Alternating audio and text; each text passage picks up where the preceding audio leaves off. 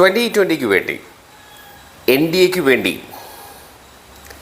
ഗോദയിൽ ഇറങ്ങുകയാണ് പ്രശസ്ത അഭിനേത്രി അഞ്ജലി നായർ.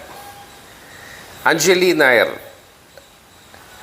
തിരഞ്ഞെടുപ്പുമായി ബന്ധപ്പെട്ട് നടത്തിയ ഹൃദയസ്പർശിയായ വാക്കുകളിൽ വേദനയും പ്രതീക്ഷയും ഒക്കെ അടുത്തറിഞ്ഞ ഒരാളാണ് ഈ കഴിഞ്ഞ ദിവസങ്ങൾ പര്യടനത്തിന് പോയപ്പോഴൊക്കെ.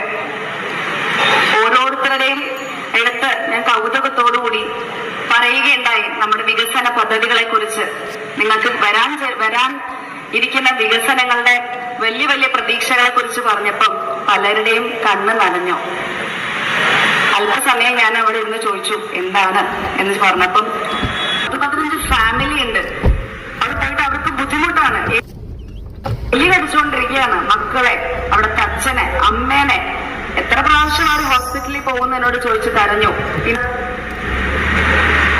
അത് സോഷ്യൽ മീഡിയയില് നെഗറ്റീവായിട്ട് ഒരുപാട് PR വർക്കുകൾ നടന്നപ്പം ഞാൻ ഉള്ളിൽ സന്തോഷിച്ചു. അങ്ങനെയെങ്കിലും ഇത് ഈ നാട്ടിലെല്ലാവരും അറിയട്ടെ, ആ സ്ഥലം ഇങ്ങനെയൊക്കെയാണ് ഇവിടെ ഉള്ളത് എന്ന് അറിയട്ടെ എന്ന് വിചാരിച്ചു. ഏറെ സന്തോഷിച്ചു. ഞാൻ എല്ലാ നെഗറ്റീവ് ട്രോളുകളും എനിക്ക് വരുമ്പം അത് നമ്മളുടെ നേട്ടത്തിന് വേണ്ടിയിട്ടുള്ള ഓരോ ചുവടുവെപ്പുകളാണെന്നാണ് ഞാൻ മനസ്സിലാക്കുന്നത്. പലരുടെയും അടുത്ത് പോയപ്പം ഇത് കണ്ടില്ലേ, റോഡ് കണ്ടില്ലേ, വെള്ളമില്ല, വെള്ളത്തിന് വേണ്ടിയിട്ട് എത്രയോ ദൂരം നടക്കണം. ഒരാൾക്ക് വയ്യാതായ എത്രയോ ദൂരം ഒരു ആംബുലൻസ് നിർത്തിയിട്ടാണ് അവർ പോകുന്നത്. എല്ലാ വഴി മുഴുവനും നടത്തിച്ചു. ആ വീട്ടിൽ നിന്ന് ആ വഴിയുടെ അറ്റം വരെ നടത്തിച്ചു. ഇത്രയും ദൂരം നടക്കണം ഒരു വയ്യാത്തൊരാളെ കൊണ്ടെന്ന് പറഞ്ഞ് കാണിച്ചു തന്നു. അങ്ങനെ ഒരുപാട് പേരുടെ സങ്കടങ്ങൾ അറിഞ്ഞിട്ടുണ്ട് ഞാൻ ഈ ദിവസങ്ങള്.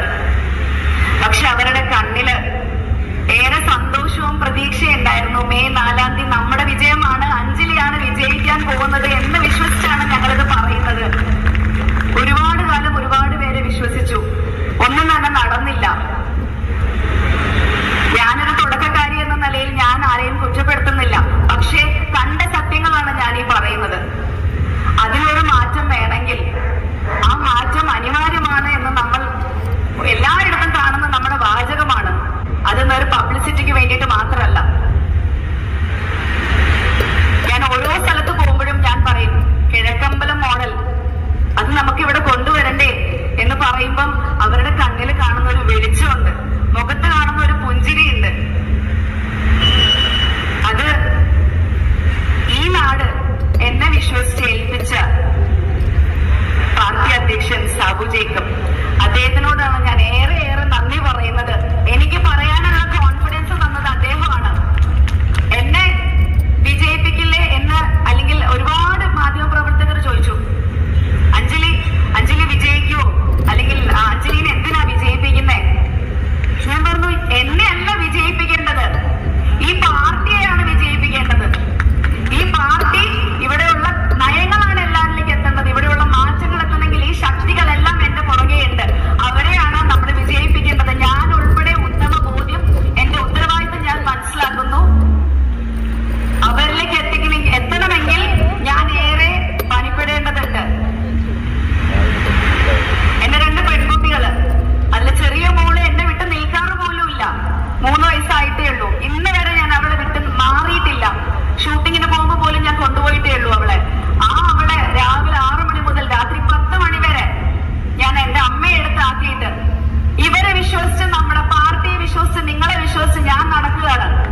എനിക്കറിയാം എന്റെ കൂടെ നിങ്ങളുണ്ട്. ആ പ്രാർത്ഥന മതി. എന്റെ മക്കൾ സമാധാനമായിട്ടാണ് ഇത്രയും ദിവസം വീട്ടിൽ നിന്നത്. ഓരോ നിമിഷവും എനിക്ക് ക്ഷീണമില്ലേന്ന് ചോദിക്കുമ്പോഴും എന്നേക്കാളും ഉപരി വെയിലത്ത് നടക്കുന്ന, ബൈക്കിൽ നടക്കുന്ന ഓരോ ചേട്ടന്മാരും അച്ഛന്മാരും അമ്മമാരും അവർക്ക് എന്നേക്കാളും അപ്പുറം ക്ഷീണം അവരത് ഊർജ്ജമാക്കി എടുക്കുകയാണ് ഈ പാർട്ടിയുടെ വിജയത്തിന് വേണ്ടിയിട്ട്. ഏറെ സന്തോഷമുണ്ട്. ഞാൻ വീട്ടിൽ പോയി 2-3 മണിക്കൂർ ഉറങ്ങുമ്പം പല രാത്രികളും പലരും ഉറക്കമുളച്ച് പോസ്റ്റർ ഒട്ടിക്കാൻ ഇറങ്ങുകയാണ്. ഒരു ഉദാഹരണമായിട്ട് പറയുകയാണെങ്കിൽ ദീപ ചേച്ചിയും ഷീജ ചേച്ചി 2 പേര് രാത്രി 11-11:30 മണിക്ക് പോസ്റ്റർ ഒട്ടിക്കാൻ വേണ്ടി ഇറങ്ങുകയാണ് വീട്ടിൽ നിന്ന്. ശരിക്കും ജനങ്ങളൊരു കിഴക്കമ്പലം മോഡൽ ആഗ്രഹിക്കുന്നില്ലേ എന്ന് അറിയാതെ പറഞ്ഞു പോകേണ്ടി വരുന്നു. നമ്മുടെ നാട്, നമ്മുടെ സംസ്ഥാനം, നമ്മുടെ രാജ്യം മെച്ചപ്പെടണ്ടേ? വാഗ്ദാനങ്ങളൊക്കെ കൊള്ളാം, പക്ഷേ ഇതൊക്കെ പാലിക്കപ്പെടണം. 2020 പറഞ്ഞ വാക്ക് പാലിച്ചവരാണ്.